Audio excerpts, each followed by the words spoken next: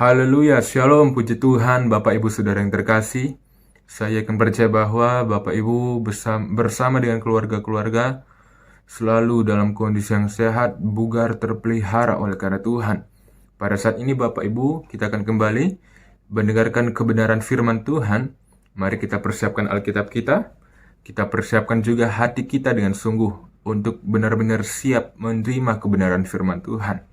Sebelum itu, mari kita satukan hati kita di dalam doa untuk memulai pembacaan perundungan firman Tuhan pada saat ini. Kita berdoa.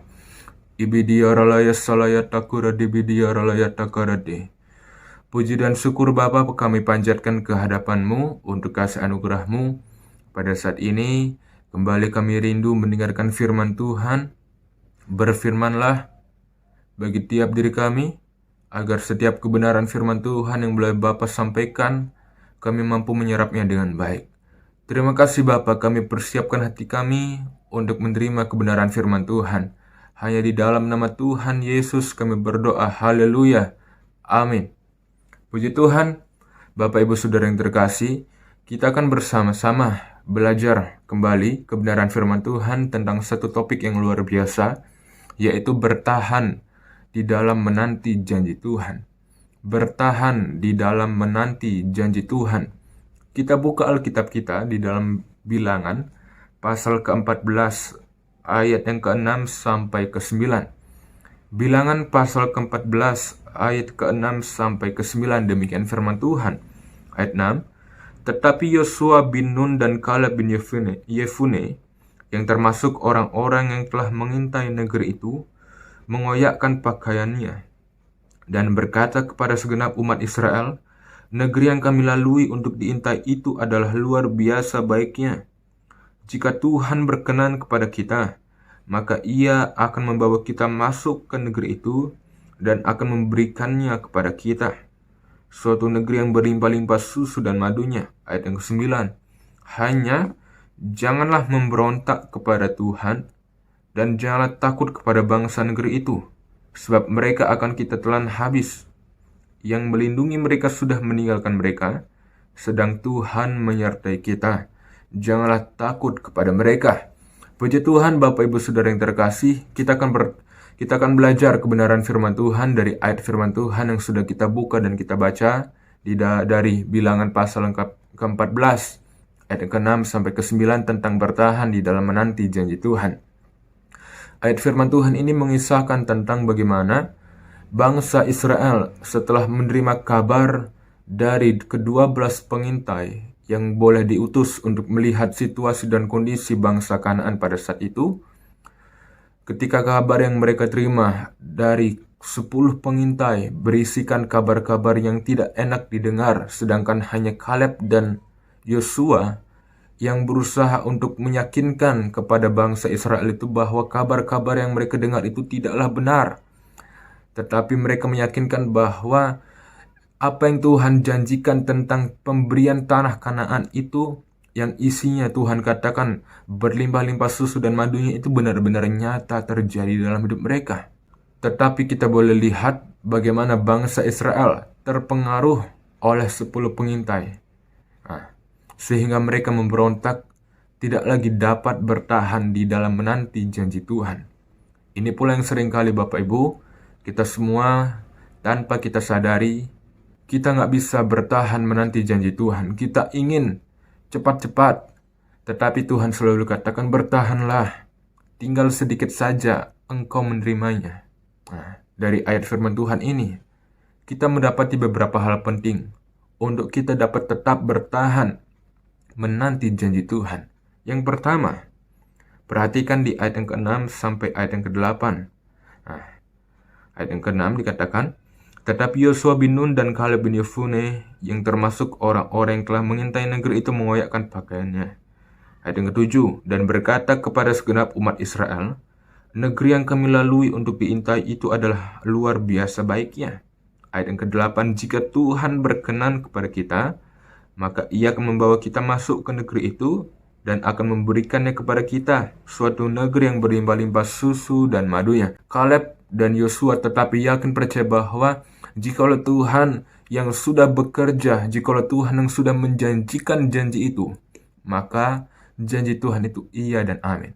Tinggal bagaimana kita bisa hidup di dalam janji itu. Ini hal yang pertama untuk dapat bertahan menanti janji Tuhan. Pastikanlah bahwa diri kita harus benar-benar hidup di dalam janji itu. Diri kita, kembali saya tekankan, harus benar-benar hidup di dalam janji itu. Kenapa seringkali kita meragukan kenyataan bahwa janji Tuhan itu pasti akan nyata?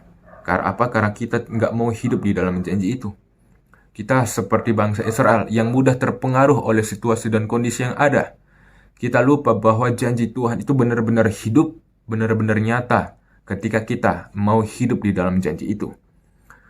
Pastikanlah bahwa diri kita mau benar-benar hidup di dalam janji itu. Mazmur 119 ayat 11 berkata, "Dalam hatiku aku menyimpan janjimu."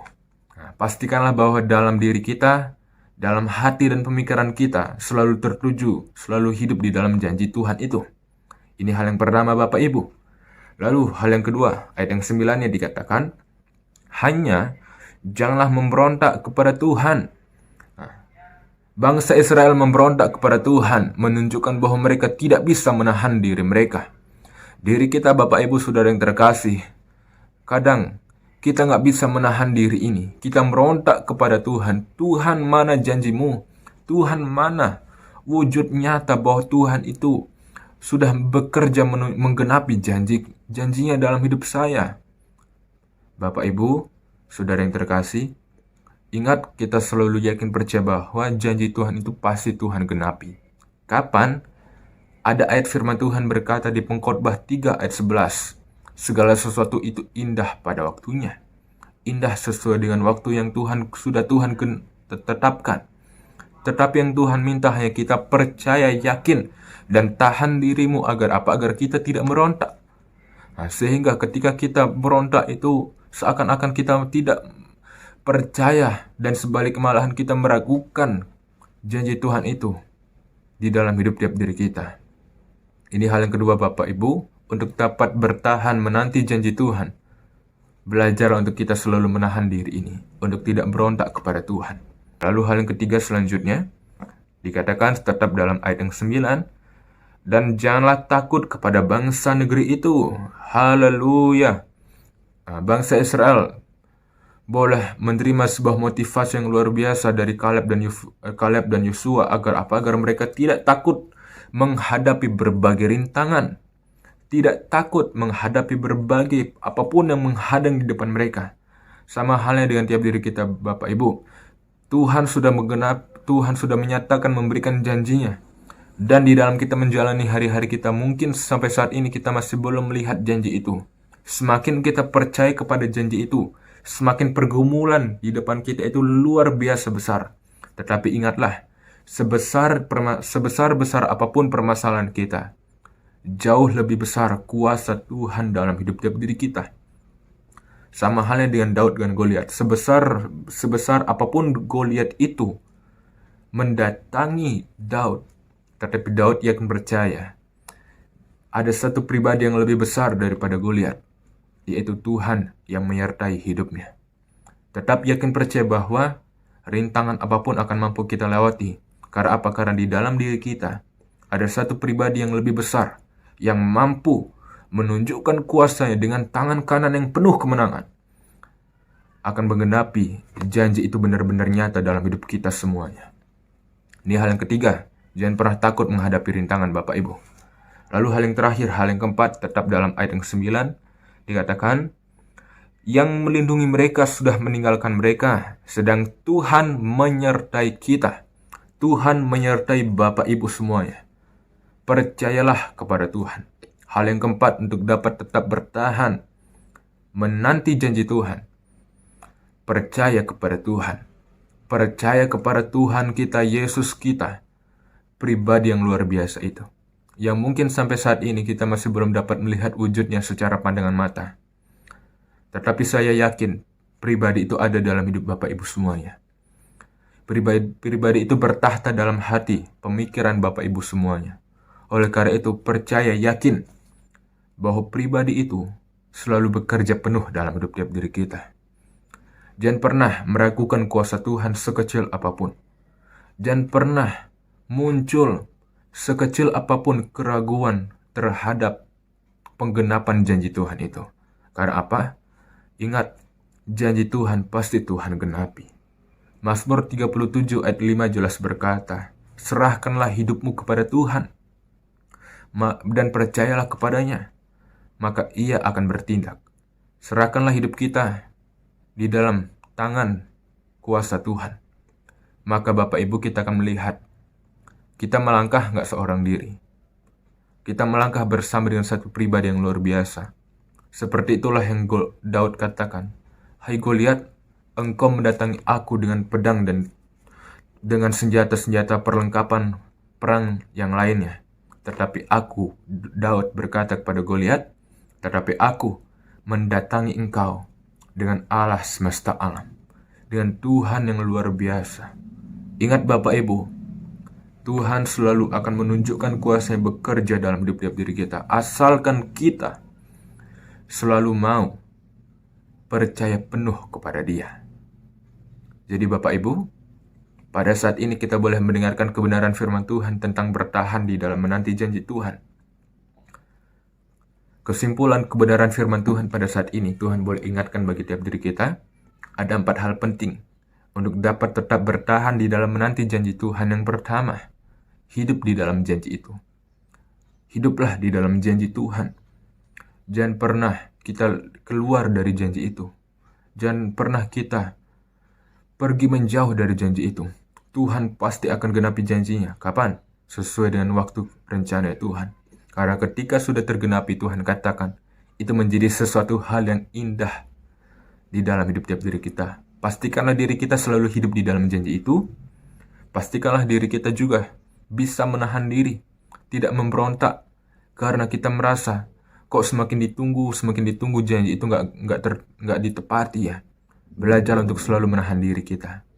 Belajar untuk kita tidak takut juga menghadapi rintangan apapun yang ada di depan kita. Sebesar apapun rintangan itu, masih jauh lebih besar Tuhan kita kok. Tetap yakin percaya, ini hal yang keempat. Yakin percaya bahwa pribadi yang luar biasa besar itu, kuasanya yang besar itu, akan selalu menyertai hidup tiap diri kita. Akan selalu bertahta menjadi raja dan Tuhan di dalam hidup tiap diri kita. Percayalah sepenuhnya kepada Tuhan. Ini kebenaran firman Tuhan yang boleh kita dengarkan bersama. Saya yakin percaya bahwa tiap diri kita akan semakin dikuatkan, akan semakin dimotivasi di dalam kita menjalani hari-hari kita. Di tengah kesulitan, apapun yang boleh kita hadapi, kita akan tetap bisa bertahan menanti janji Tuhan. Terima kasih Bapak Ibu. Kita akan mengakhiri pembacaan perenungan kebenaran firman Tuhan di dalam doa. Mari kita satukan hati kita untuk berdoa. Kita berdoa. Ibidiaralaya selebidiaralaya takuradabalaya takarati. Puji dan syukur Bapa, kami panjatkan kehadapan-Mu, kami boleh mendengarkan kebenaran firman Tuhan.